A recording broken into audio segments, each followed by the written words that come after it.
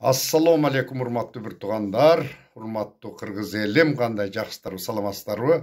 Урматтуу bir тугандарым, мына менин колумда миллион сом акча. Ушул акчаны биздин Өзгөн районундагы Жалпакташ деген айыл өкмөттүн карапайым эли, дыйкандары, малчылары, мына bir туган боордош түрк элине жардам иретинде чогултушту bir тугандарым. Ушул күндөрү ошол элди өзүңүздөр билесиздер, Жалпакташ эл кандай эл экенин. Мына былтыркы жылдын эсебинен почти 1 миллион долларлык жол асфальтташты. Албетте, президент колдоду, мамлекет колдоду, бүтүндөй Кыргызстандын 7 дуанынын эли колдоду.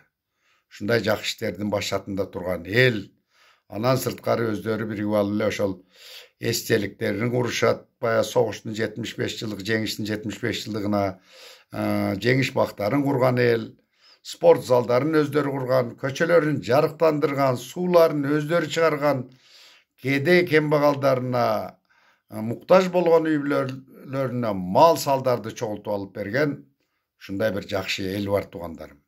Бирок кыргыз элинин бардыгы ДНКбыз окшош, бардыгыбыз бирдейбиз. Айкөл деп бекер аталбайбыз тугандарым. Алгандын бергени бар деп мына түрк боордошторубуз бизди ушу эгемендүүлүк жылдары ага чейин деле абдан жакшы колдоп келишкен. Бүгүн баштарына ушундай мүшкүл иш түшүп турат. Биздин бир туугандык жардам, албетте биз жардам кылышыбыз керек тугандар. Ошондуктан Кыргызстандын башка бүтүндөй 7 дуандын элин, айыл өкмөттөрдү, ар бир айылды, ар бир райондо, ар бир областтарды четте турбашка чакырат элек. Bir тугандарым, көп түкүрсөк көл болот дейт.